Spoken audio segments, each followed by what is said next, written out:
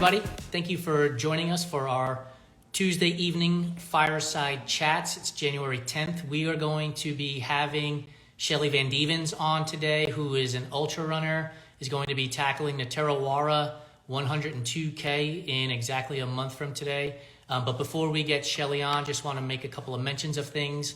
If you're looking for goggles and or swimwear accessories, Blue 70 is running a 50% off for those items. Go to blue70.com. It's RTB Winter is the code. Staying in with the swimming line, you have SBR Sports. You can get free samples from them by emailing them with the subject line free samples, sbr@sbrsportsinc.com, or use the discount code RTB22 for 20% off. I'm going to invite Om Gandhi, who will be our moderator and co-conversation process and chatting with her. By the way, feel free to give Om a shout out in the comments section below. Again, years. Om, perfect timing. Thanks for joining real quick. Yeah, it's always seamless on the actual live versus the green room live. It's crazy. Instagram, if you're watching this. If you have questions for Shelly when she joins us, please use the comment box or the little question mark on the bottom right-hand side to ask her questions, and we'll make sure we get them to her. We're just waiting for her to join us here in a second. The invite has been sent, so hopefully she'll be joining us here in a second. In the meantime, there will be an article from Shelly talking about her running journey that will be coming out in our upcoming digital magazine. So make sure you subscribe to our newsletter, because that's the only way to get it. You can get to our newsletter either through the link in our bio on Instagram or through our website, which is runtrimag.com. And make sure you get that issue coming out. They'll also be for sale. That we'll get a page set up for that too. Shelly's just asked to, perfect. There we go. There we go. Yay. It's always the first big step. Logically challenged, that's on me. From here on out, it's nothing but success since we were able to all join together live. It's fantastic. Exactly. The real hurdle in today is just joining. So, Shelly Vandevens, thank you for joining us. Really appreciate your time. Looking forward to this conversation. Thank you so much for having me. I appreciate it. And thank you, again, I know last time I saw you, I was like blazing through mile 19 at Ray Miller and like grabbed a potato and thanked you and kept going. So good seeing you again in like calmer circumstances. Yeah, the same place we actually met a year ago, which is awesome. Exactly. It's just our yearly reunion. We'll do it every year. Yeah. So Shelly, for the audience, let them know who you are and what you do in the endurance sports world. Yeah, so my name's Shelly. I live in San Diego and I run ultras. I've been doing distance running for 10 years now. Started off with half marathons and marathons, but now I am very full-blown in trail running, ultra running. So that's what I do. So from half marathons and marathons, we're on the road? Yeah, so I had played soccer all growing up, was very competitive in that, and then one day woke up, didn't want to do college soccer, was burnt out, so I went into college and kind of did a couple months of just doing the college thing, and I needed to have a sport, so I trained for a half marathon. That was a Hollywood Road half marathon. And then, of course, you do a half marathon, and everyone's question is, like, when are you going to do a full marathon? So then I signed up for the Carlsbad full marathon, did that, and it just, like, sparked a fire or a demon, however you want to look at it. Kept doing more marathons, and then one day I heard about ultra marathons. It was watching a documentary on Badwater. That was actually what did it for me. And I was like, ooh, that's cool. I want to do that one day. So then it turned into how can I train for an ultra, and then that kind of sparked that. Amazing. So what part, if you can recall, about the Badwater documentary got you interested? Because I've crewed at Badwater, okay. and so I have experience there. So I'd love to hear, what was it that you were like, absolutely, that is what I want to venture into?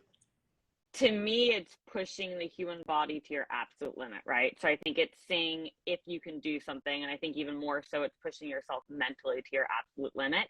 So I just remember in the documentary, I think the guy was like throwing up on the side of the road, but I just remember having this thing of like, if you can make it through that and keep going, you can make it through anything in life, right? And I think we know as ultra runners, it's so metaphorical to like stuff we're all going to go through in our life of it's going to be fun and then it's not going to be fun, but you know what, if you push through it, it's going to be fun again. And so I think just seeing that and then adding in, like, I'm fascinated by hot weather. I love hot weather. So like there's that element of it.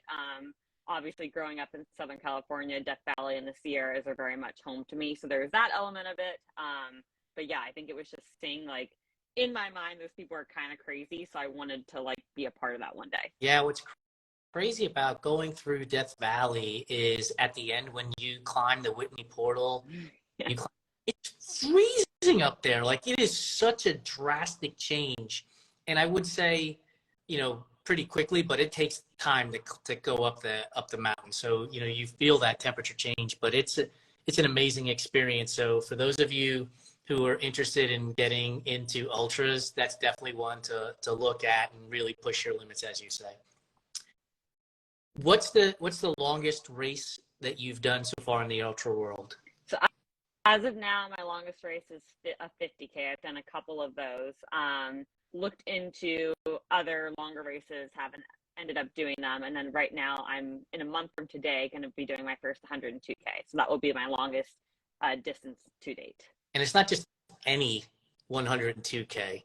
Let's unwrap this gift because it's pretty special. Where are you going to be going for this, next level? So pretty stoked. It's a UTMB race. It's Tarawera, so it's out in New Zealand.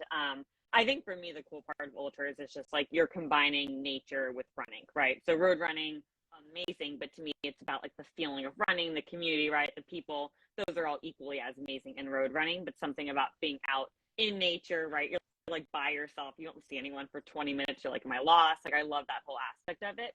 And I think to be able to do that, I've never been to New Zealand. I spent a month living in Australia and it was like one of the best months of my life. So I have this like love for that part of the world of just like the people, the outdoors, the culture, all of that. So to be able to see that part of the world on foot, like that's a gift in itself. So pretty excited just to be able to be around people at that race. This is cart before the horse, but are you envisioning distances longer than 102K at this point? Oh yeah, 100%. So yeah, we got a 100-mile plan, and then Badwater's actually in my like plan. So I'd like to have like a couple years of doing other 100-mile races before I ask my body to do that at 120. But those are all very much, and then like Moab's kind of sparked something. Very much all in the plan. I love it. If you don't mind me asking, what is your process for choosing races? Do they sort of just call out to you? Is it the locations?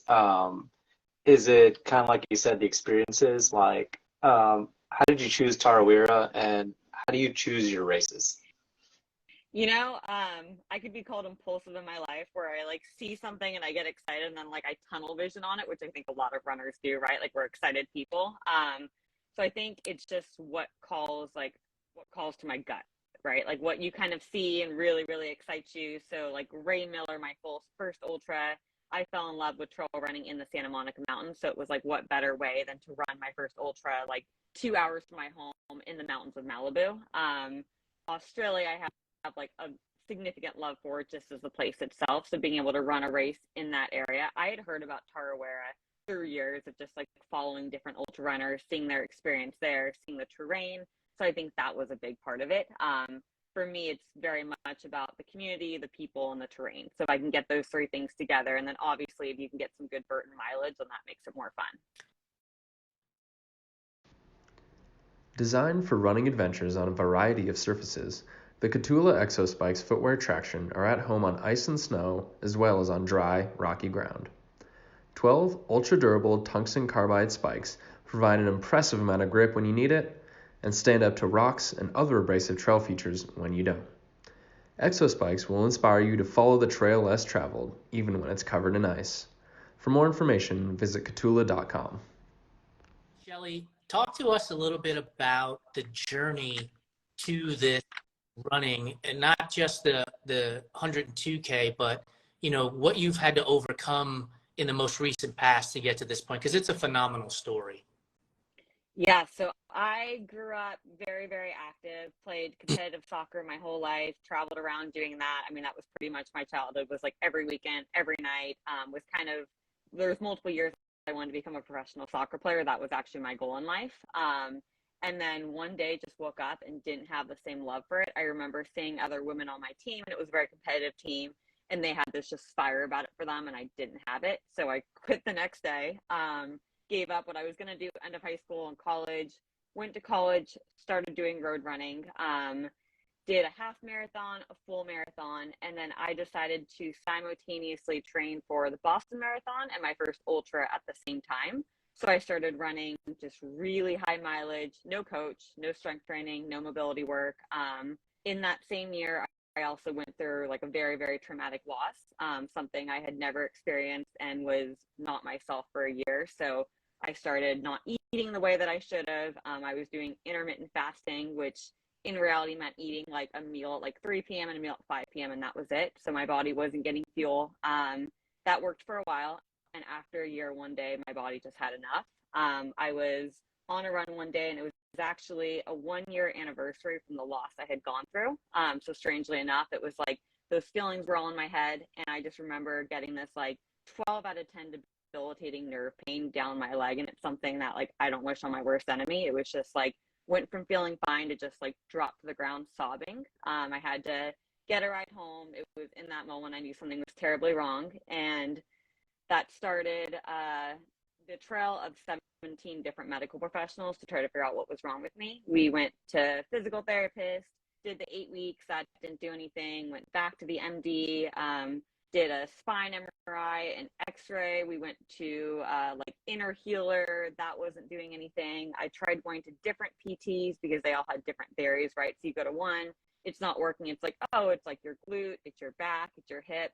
In this time, initially it was a lower left back problem, but if you continue to, I was continuing to try to run, right? So I couldn't walk, but I would go out and try to go for a run. So I'm like, my right leg is pretty much dragging and I'm still trying to like run, and then I would fall and sob. It was not very pretty for anyone to watch. And so I would go to another physical therapist, and then that would just cause more problems. Like my right hip went out. At some point, 7 months into it, I developed like bilateral nerve issues on both legs because I had had nerve compression for so long. So now like pretty much from my hip down to my foot, if any like sensory thing would go near my leg, it would just fire off nerve signals. At this point, they start thinking it's an autoimmune problem. So we start doing just like all the blood work you can possibly imagine. You can imagine the response when it was all coming back negative too, right? Because at this point, I had been to 3 MDs, and by the third one, they were convinced it was in my head. So now they're trying to get me on all sorts of anxiety medication, which that's great if that's what you need. But I was like, if this was anxiety, I'd be running, right? Like that's what I do for anxiety. So they were trying to get that. I went and ended up at Stanford medication or Stanford, and like they did all these different tests, same thing. It was like, we can put you on anxiety medication. We don't really know what's wrong with you. So that went on for 2 years. It was 2 years that I couldn't use the bathroom on my own. I couldn't turn the shower on my own. I would be lying if I said I wasn't trying to run during the time. So it would be like, I would go on this like 10-mile walk run where I'd be just like dragging myself, and then I wouldn't be able to move for 3 weeks. And then I would do the same thing 3 weeks later. In that time, I was still not really addressing like any of the actual problems, right? It wasn't like I was trying to strength train or do mobility work or eat more, or any of that. It was just like, you know, they say like the definition of insanity is in doing the same thing over and over and expecting different results. And I think me in those 2 years, like, was the definition of insanity. Was I insane? No, but was I doing that cycle 100%? I tried sports psychologists where they'd be like, visualize yourself strong, and I would like visualize myself strong and still have the same problem. That didn't work either. And so it was just, yeah, it was, you know, at the time I also didn't have health insurance because I had just turned 25. So I had gone off of my parents' health insurance and was like, oh, I'm young, I'm healthy, I run, I'll be fine. And then the injury was like a month later. So that wasn't like prime timing, and like no one thought it would go on very long, right? We all thought it'd be like 2 weeks of PT. At this point, none of my MDs would request any PT either. So I couldn't get into any physical therapy. So yeah, that went on for 2 years. And one night I like absolutely cried myself to sleep. I remember it very, very well. It was actually January of 2021. And it was like, I think January 7th or 8th. So exactly like almost 2 years ago today. And I just remember I was never like a person that really struggled like as much in mental health as I was in those 2 years. And I just remember not wanting to be on this earth. It's like, I also work on my feet. I work with dogs. I train service dogs. So I couldn't work either. I just felt like useless to the world. And I felt very misunderstood because no one knew what was wrong with me. And I, that night, reached out to Sally McRae and actually sent her an email and was like, hey, this is my situation. Like, can you help me? Please help me. Did you know Sally beforehand, or was this sort of like a cold call sales pitch? Cold call. It was like an email to like her admin email on her website. So cold call, never seen her, never met her. I had followed her for a little bit, but it wasn't even like I had followed her for that long of a period of time. Like, she's incredible by all means, but I just like hadn't really been on like, hadn't followed a lot of professional athletes for a long time. And so it was just one of those things where everything I saw, it was just like strength, right? You can do anything. Like, all of her message is very much about like being strong and resilient. And it was like, okay, like maybe someone like that can like do something to help me. So I sent her an email and it was like, gosh, I don't even want to look back to see what I said, but I like wasn't in a good headspace. I was like very upset. The next day I got an email back. It was like 6 o'clock in the morning. So we're talking like an 8-hour turnaround time. And it was like, hey, I can talk to you today. Went on the phone with her, talked to her for 2 hours. In those 2 hours, I like poured my heart out, like all my history, everything. And she agreed to coach me. So that was like January of 2 years ago. Within 2 or 3 months, she had me believing that I would run again. So she had me doing these walk runs, doing all this strength, trying to build my body stronger. There was still something obviously wrong, but I was getting to a point where like I was actually feeling like I could be stronger. Go ahead. So had there been the conversation with the 17th doctor No. before the Sally? So Sally McRae before doctor number 17. Yeah. Okay. So she came in and I told her, I'm like, hey, like all these people. And within those 17, I should say, I think about 10 of them told me I should never run or would never run again, right? So I was getting that from like many of them, like, hey, like your body's just messed up, like whatever it is you're doing. None of them had asked questions they probably should have asked, like, hey, have you undergone trauma lately? Like, are you eating? Like, very basic things, right? But instead it was like, oh, we don't know what's wrong with you. You should, like, I remember the doctor at Stanford, I won't say his name, but told me, like, hey, maybe you switch and do the elliptical, you know? And it's just like, no, like, I want to be outside, right? I want to be with my friends. Like, you don't understand. Yeah, so she was, when I reached out to her, it was like, hey, I haven't run in almost 2 years. I am like mentally a wreck. I feel like I'll never run again. Can you help me, please? And so she immediately agreed. It wasn't even coached, to mentor me. So we would talk on the phone for an hour every week. And like, she really helped through like some pretty serious, like personal stuff in my life, getting me to a point where I believed I could run. And then she connected me with her friend, who's also her physical therapist, which is professional physical therapy in Whittier. And I will like gloat for them all day long. She convinced them to give me an appointment. I lived in the Bay Area at the time, so Northern California. They're in Southern California. So I drove down from San Jose to Whittier, California, so Southern California, to get an appointment with this physical therapist. Within 30 minutes of looking at me, she knew what was wrong with me. My pelvis was up and tilted forward. So we're basically talking about not just like a little anterior tilt, right? But it was completely anterior tilted. My left side was, I think, 2 inches higher than my right side. So it's just like, which is great and all, but then all the kinetic chain injury. So that was compressing a nerve in my back, but now my hips hike, right? All these other things. So she did like a manual adjustment, gave me stuff to do. Long story short, 1 month later, I was running. And then 6 months later, ran my first ultra, like placed at my first ultra. And now we're at like a year and a half later from that. And I'm running between 100 and 130 miles a week, no problems. What was that? I said that's amazing. That is super amazing. Just wild. I mean, yeah, those people are the best people. So the issue with your hips and the alignment and leaning forward, was that caused by an incident, or is that just something that happened over the course of your time, whether it be, you know, training dogs, running on the road? Like, how did that come about? Were they able to diagnose that? Yeah. So you have your psoas muscle, right? Which we always talk about as like the deep hip flexor. It's the only muscle that combines upper body to lower body, right? And your psoas muscle is also where you hold all of your cortisol. So when you undergo, or when someone undergoes traumatic events, that clenches, right? So it's where all your flight or fight is held. So likely with me, we had a mixture of like traumatic event that caused PTSD for 2 years. And mine was just clenching, right? And then I'm not doing any of the back, which we all go through things, right? We all have stuff in our life that is tough. But the idea is then you stretch, you do strength training, you do all the other things. But I was doing that.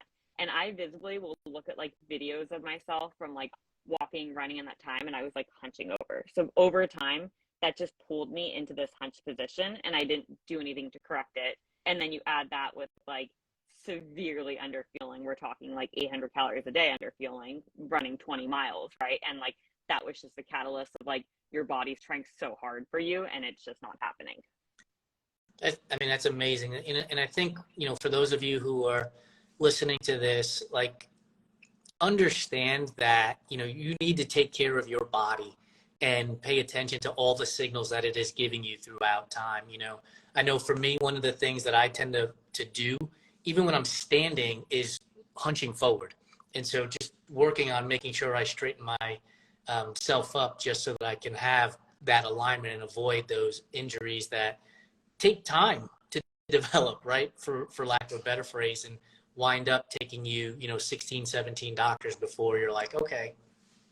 Talk about in having to go see that number of doctors, 16, 17, finally advocating for yourself or advocating for yourself the entire time, but a little bit more about the mental side of it too, because if people keep saying to you, nothing is wrong, you should be fine. Like, how do you manage that on the mental side? The physical side we discussed, but how do you manage that on the mental side?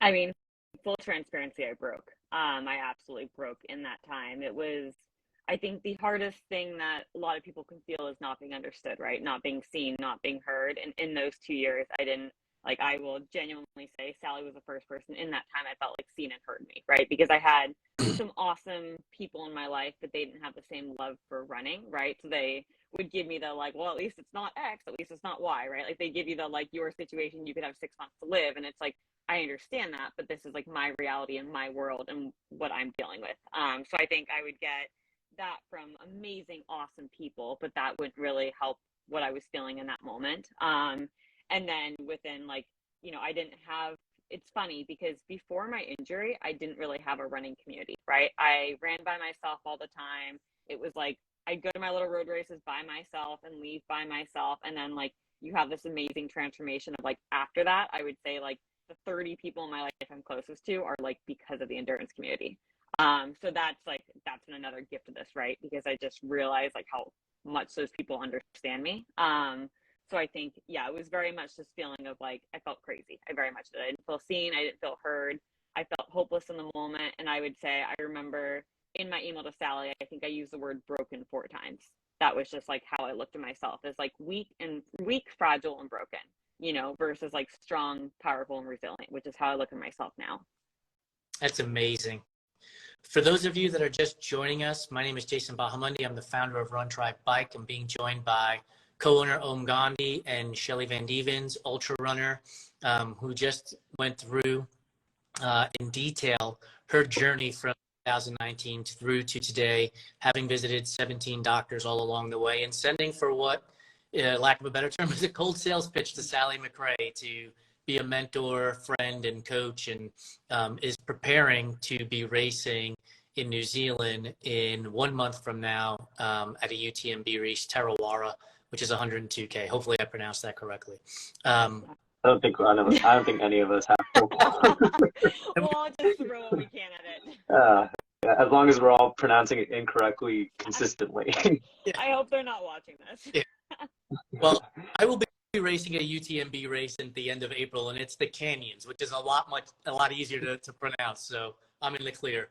Be a new race criteria. You have to be able to pronounce it. You know. So tell me about the first Ray Miller that you did and what that experience is like, especially after this 2-year journey. Just what the overall experience was like pre-race, like during the race, post-race. Like I personally know some of it, but it's a great story, and I think everyone should share it. Yeah, I think if I could start off, best day of my life, hands down. I've had some really good days, great memories, all of that, but just the feeling of, I remember going into it, and it was my mom actually. She was like, "Why are you doing this? Like, don't do this." And I remember looking at her and I'm like, I want to see if I can do it. So And going before into you it, continue, I just wanted to let everybody know this is not your run-of-the-mill 50K. This is a 50K in the Santa Monica Mountains. That's very rugged. I think it's like 6,000 feet of gain. Wow. It's definitely not, a 50K I would sign up for as my first 50K, but it is a beautiful and stunning race. But yeah, go on. yeah, so when I started training, I basically had, I remember I wanted to do a race in 2021, right? I wanted like that. I'm like, this is my year. I'm like gonna get back from running. And I remember her being like, okay, we're gonna have like 5 months to do it. Like, are you sure you want to do it this year? Just like from a training perspective, right? Like maybe we have a little more time from you going to not being able to run for 2 minutes to running a 50K, like maybe a little bit more time. And it was like, no, I want to do it. And like she being the rad person she like is, like supported me through that and was like, all right, we're gonna do it, And so training through that was very much like a mix of trying to train properly, but also trying to like not wreck myself after not running for 2 years, right? So being very mindful of like actually listening to my body. If I feel something, I don't do that. I had to become really diligent with fueling, which was hard for me. Like I said, I had been eating very, very little for 2.5, 3 years of my life. Had to give up the intermittent fasting, which is one of the best things I've ever done. I'm not a dietitian, but it didn't work for me. So it wasn't something like for my body, whether it's being a female or my level of activity, to run at 5 o'clock in the morning and then not eat until 2 p.m. in the afternoon, just like wasn't working well. So I would like not be able to, like, I'd like black out and be like, oh, this is funny. I wonder why. And then like, that was probably why. And so that was, again, the insanity cycle, right? We're seeing a trend. And so it basically was like in October, I started being able to actually run like 2-3 times a week, did the whole training plan, right? That was all by Sally. And then leading up to it, it was just this like immense excitement, obviously, with like all these emotions of like, this has been a dream for 4 years and like, you're going to go do it. The race itself was like incredible. The entire time I was just fighting demons in my head of like, when I used to run, I used to like suffer like panic attacks because I'd be scared of the pain coming back. And that's something that I've been able to get past. But at that time, I would say 2 out of 3 runs, I would like start hyperventilating because I'd be so scared of it happening again. I'm like, you're going to get hurt, you're weak, you're fragile, and you're not going to run for 2 years. So during that run, I remember having a couple moments where I would fight that and feel that, but moved past it. I made like 8 friends that day who are still friends to this day. Just like the community immediately, just like, I remember being on the start line, like waiting and just feeling like I was gonna throw up, and a couple of the women from Ultra Reds in San Diego like came up to me and were like, "Hey, like, who are you? Are you good?" And I think they just saw me like pale white. But yeah, Was it Izzy? Was it Izzy? yeah, Yeah, it she was was a Izzy guest and on our Liz. show too. They like came up to me and they saw me just like pacing around. Like I don't think I looked well at all. Looking back, and then Kira, the race director, came over and like gave me a little side hug, like, you're okay, And so I did that race in about a tenth of a mile from the finish. I ate it, as many of us do. It was like, you could see the finish, right? They're all cheering for you. I think a lot of people saw it. I ate it. So I like covered in blood. I finished this full on glory and I start sobbing, right? Like all the emotion of like, you freaking did it. Like you're resilient. You're incredible. And then like, I remember the little EMT guy coming up to me and thinking that I'm sobbing because of my knee. And I'm like, no, I'm just emotional. And so he like takes me into the tent because they think I need stitches at the time. And I'm like, just let me like feel this in this moment.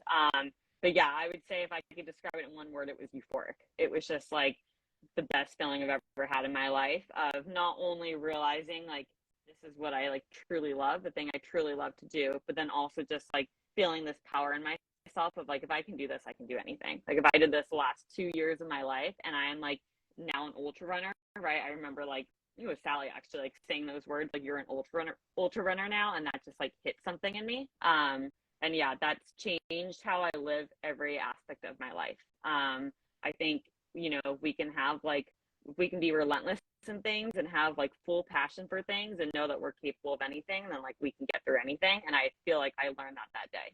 And Correct. and like just wanted to bring this up, just so everybody knows what's been like what's been up recently, but like like that race almost set the precedence for your 2022. Like 2022 was, like you said in one of your posts, your first injury-free year since, I believe, 2017. You ran, I think, over 3,000 miles. You podiumed a few races. Just tell me how that race kind of like created this forward momentum, and just tell me kind of how 2022 has felt for you and how that sets the precedence for 2023. Yeah, it definitely did. I think it was me realizing to put my energy into like the things I love, things I'm passionate about. But I think even more than that, realizing like we can do hard things, right? And I remember like one of my goals for the year, and I'm not big on resolutions, but we can always have goals, right? We can always be changing those, was like, I'm going to make this year injury free. And whatever that looks like, if that means like, there was 2 weeks in March I didn't run at all those 2 weeks, because it was just like I had done multiple races in a row and I just felt my body was tired, right? Like I was like sleeping more. I didn't feel 100%. And in the past, I would have been like, shut up, body, we're going to keep running. And instead it was like, no, I'm going to be kind to you. Maybe we'll like ride a bike, do the whole Peloton thing. Like that was those 2 weeks. And so I think a big thing was like being more intuitive with how I feel about things versus feeling like my brain always knows what to do. So yeah, I think it was also going with my gut on things. So all the races I did in 2022 were all just like gut feelings on races of like, this looks fun for this reason. Like this is with these friends, so I want to do it. It was all just about like enjoying the love of running versus trying to do X or Y.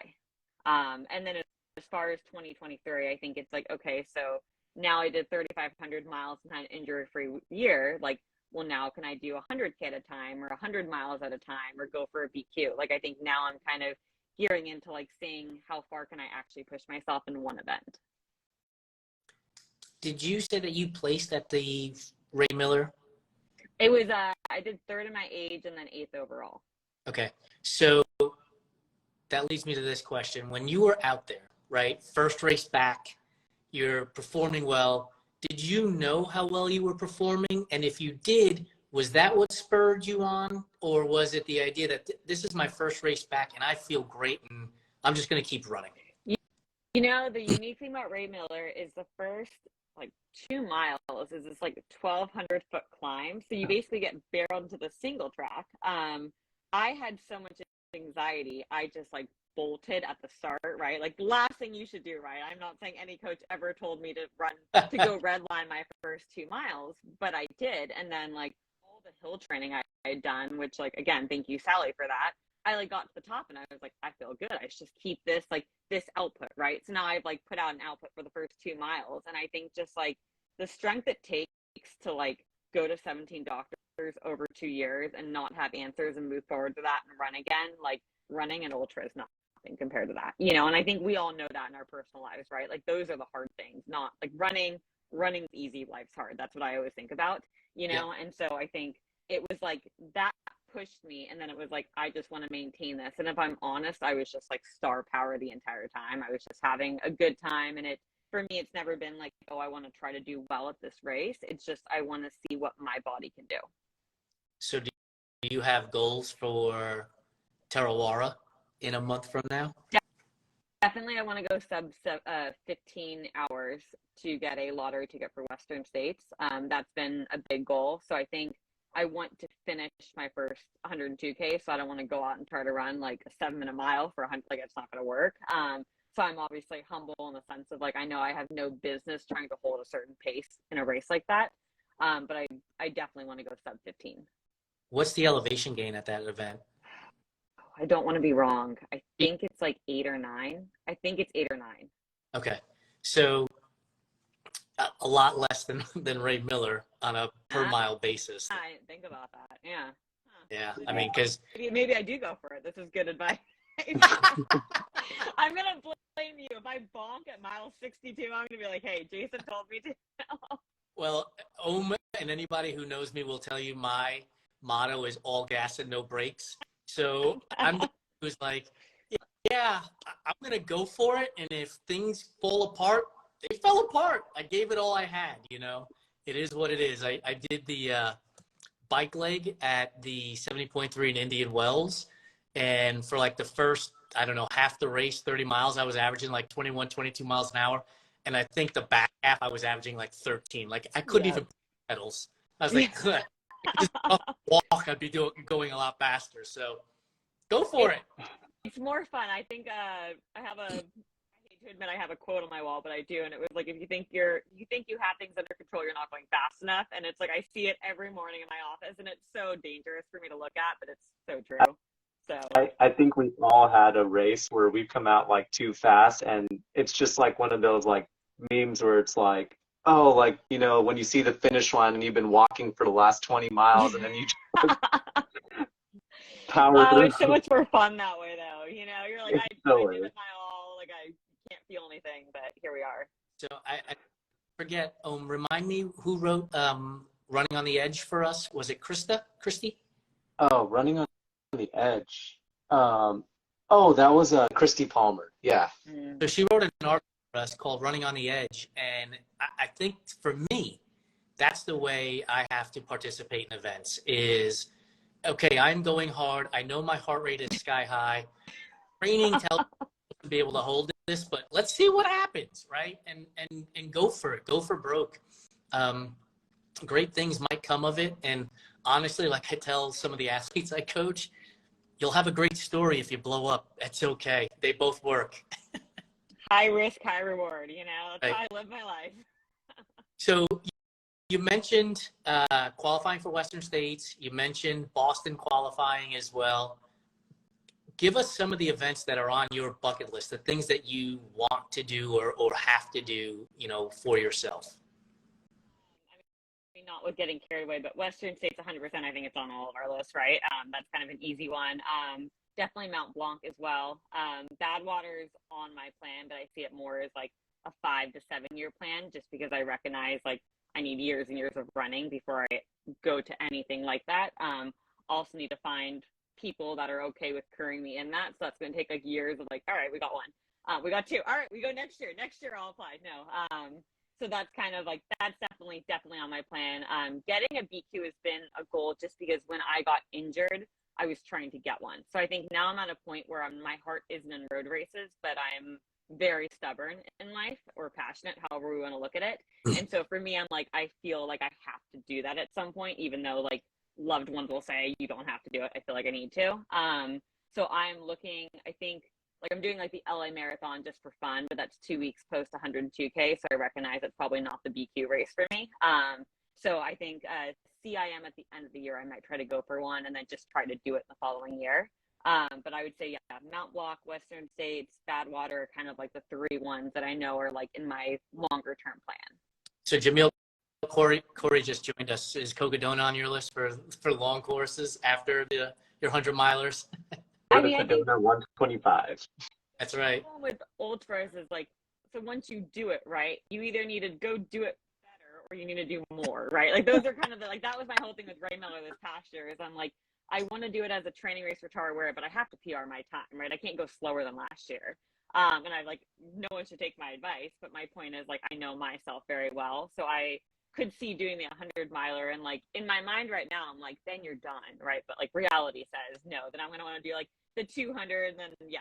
So I could very much see that happening. Yeah. So, I mean, the big name races are out there. Locally, what's a race that you would talk about that you would say for people that are in where I'm at in Phoenix and Southern California, that it's a race that, get to Southern California to do because of X, Y, and Z?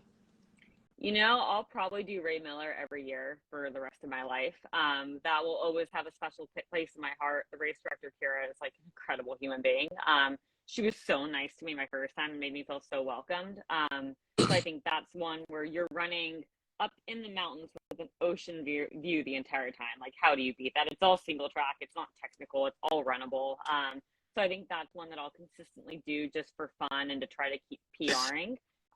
You're laughing, but we'll continue. So I would say that's a big one. A lot of the ones in the LA area are like these loops, which I know people like like to just run in circles for like 4 days straight.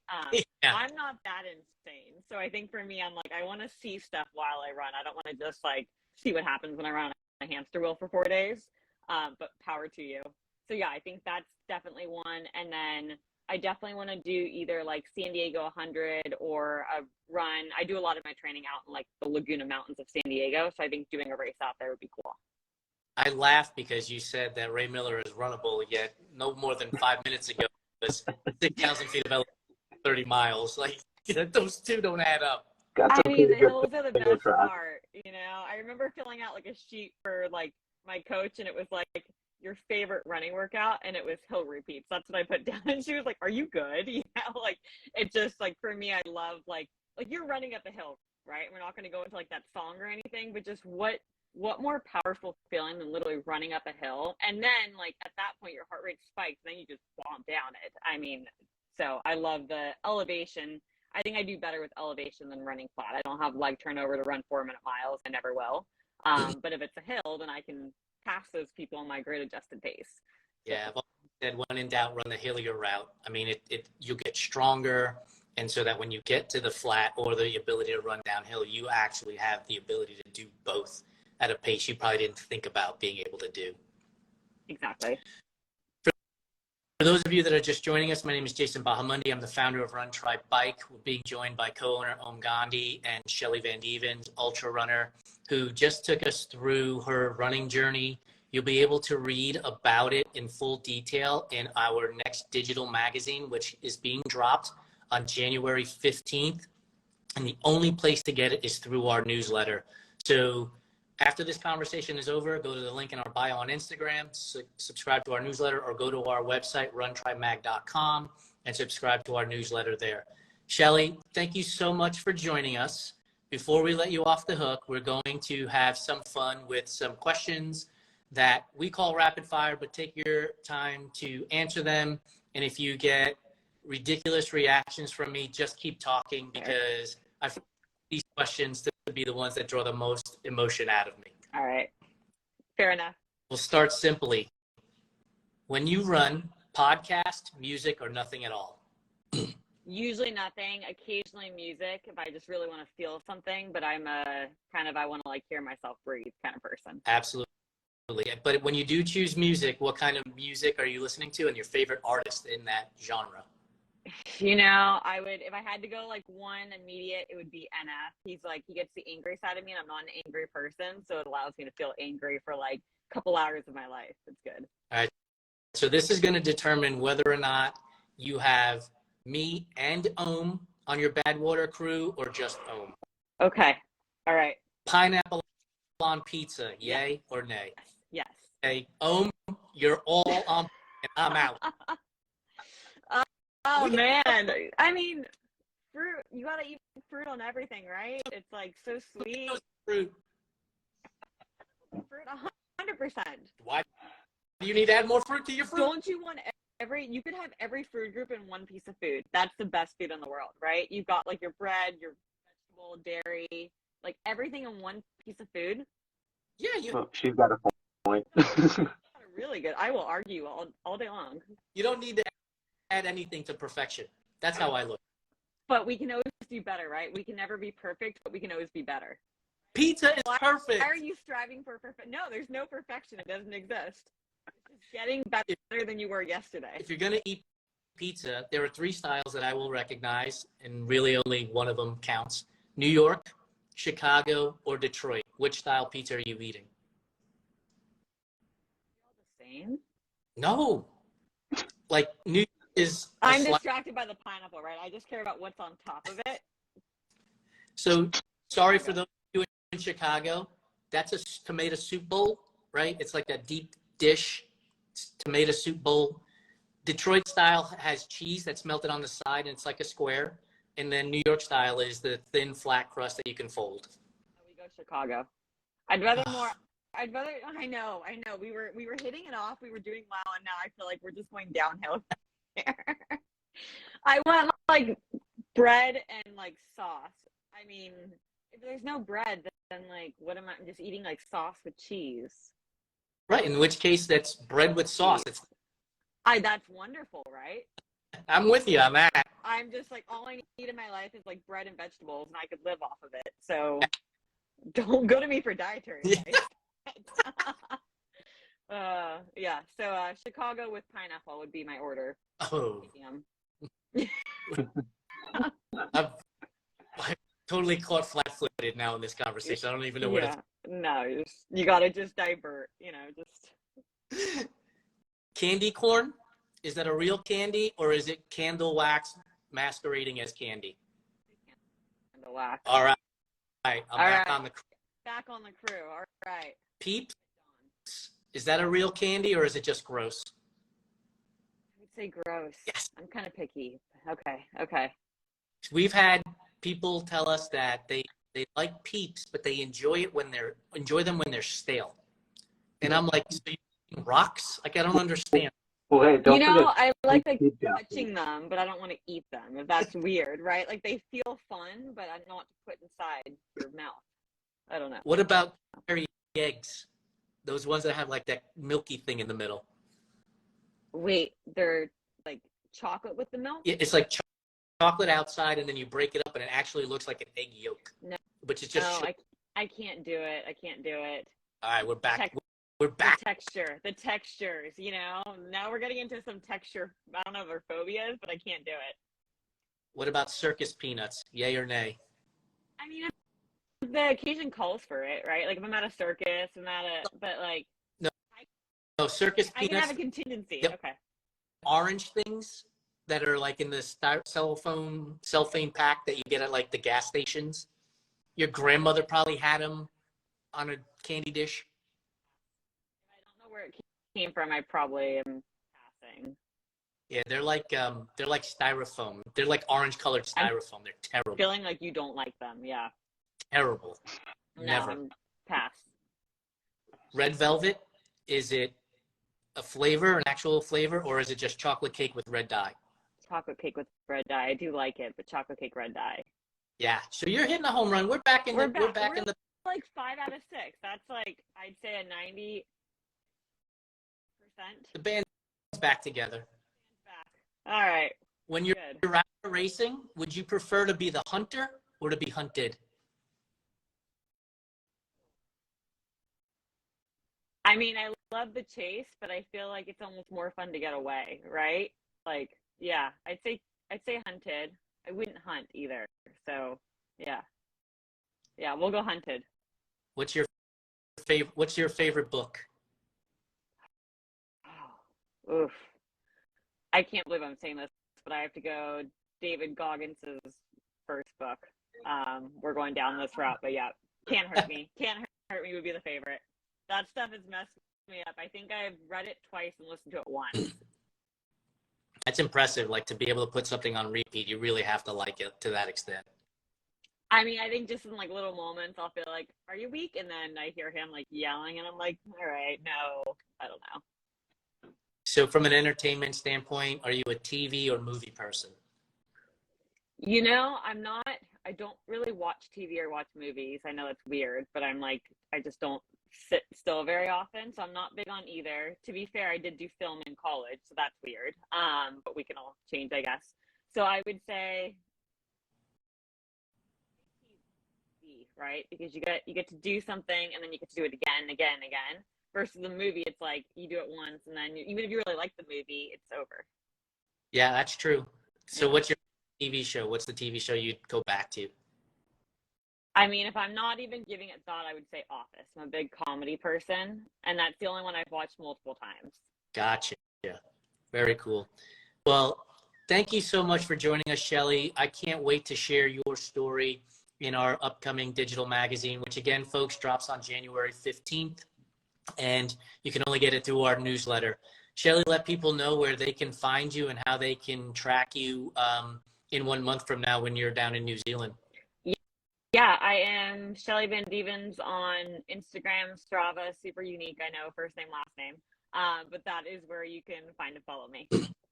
Awesome. We look forward to following your journey on race day and can't wait to cheer you on as you're out there, multiple time zones away, but we'll be loud enough for you to hear us. Appreciate you all, and I will hold you to your offer to crew me at Badwater one day. So just so you're aware. I've always, On video record. after Now we crewing, have video of this. I've said it before, after crewing it, I have no desire to actually run it myself, but on the crew side, I will absolutely do it for anybody who needs help. It's an awesome experience. Good to know. Yeah, you do. Yeah. Have a great night. Thank you, everybody, for joining us. Thank you, guys. Bye. Bye.